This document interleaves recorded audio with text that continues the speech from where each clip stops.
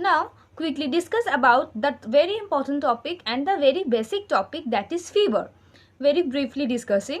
So, fever is an elevation of body temperature that exceeds the normal daily variation in conjunction with an increase in hypothalamic set point. So, what is fever? Fever is the abnormal increase of body temperature, of human body temperature, and that is happen because of the increase in hypothalamus set point of our body. So why such thing takes place? In a short term, the pathophysiology of fever. So when infectious agents like any microorganism or something that infects our body, any foreign organism, toxins, mediators of inflammation, you can see here pyrogens. So such thing when enters in our body, this leads to stimulate our body immune system, various types of cells like monocytes, macrophages, endothelial cells and other kinds of cells that release pyrogenic cytokines. It triggers our anterior hypothalamus. Okay, so anterior hypothalamus get triggered. So as a result, elevation of thermoregulatory set point, that is the hypothalamic set point of our body temperature, get increased. So increased heat conservation takes place. It means vasoconstriction and behavioral change takes place. So in this mode, increased heat production takes place, involuntary muscle contraction, these various things takes place. At that time we can realize that our skin or the patient's skin get hot, dry, calmy, and fever takes place.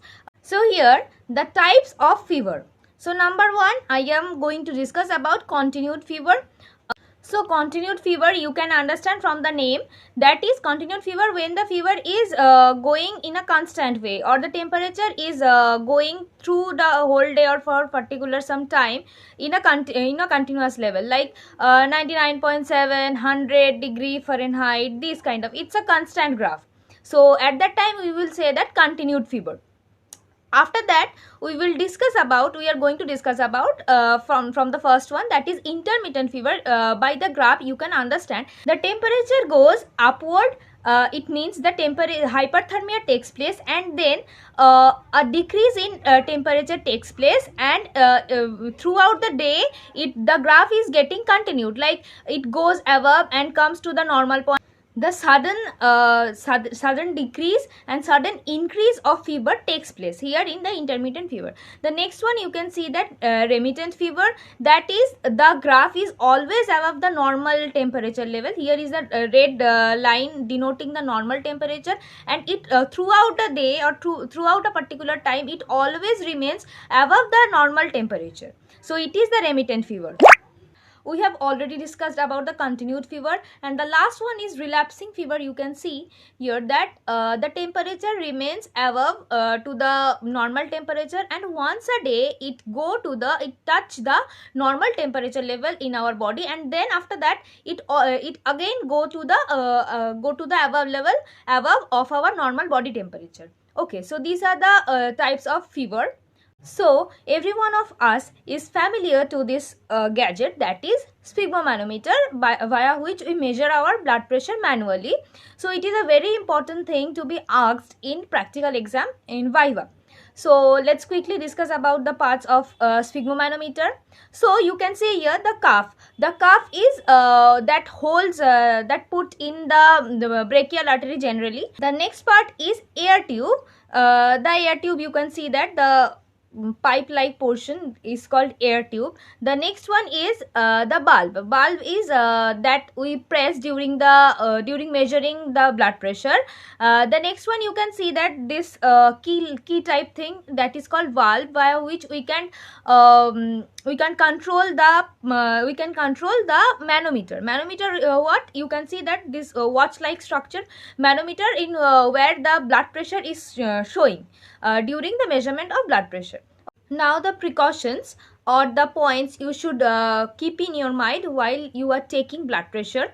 those are cuff size. 12 into 24 centimeters for as adults are used, and it is different for pediatric patients. So you always consider this point, that the cuff size is always different for adult and pediatric patients, and in obese patient maybe the cuff size get different. Next one is apply cuff 4 centimeters above elbow joint. So you must apply the cuff above at least this point, at least 2 fingers above, 2 or 2.5 fingers above from your elbow joint. Okay, so then the next point is keep manometer at the level of heart. So always keep the manometer means the watch like structure, always it put at the point of heart or below the heart level. Now the subject, it means the patient always should be in a comfortable position so that we can get the accurate blood pressure of the patient. The next one is, if subject coming after walking should take rest for 5 to 10 minutes, then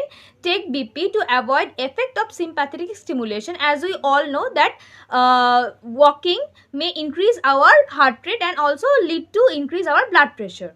Now, as we all know that while we are measuring blood pressure manually, we also need besides sphygmomanometer, we also need stethoscope. So here the some parts of stethoscope we are going to discuss. That is earpiece that we put in our inside our ear. Next one is ear tube. Now this part is called the binaural spring. The next one is, you can see the tubing, as we have already seen in the sphygmomanometer too, the tubing piece. The next one is stem, and the next, this is the chest piece that is put on the patient's chest and or thorax. The next one is, you can see the bell, and this one is called diaphragm. Okay, and today's last topic is physical examination. So what is physical examination? Physical examination is to check your patient head to toe via various steps, and that is going to discuss.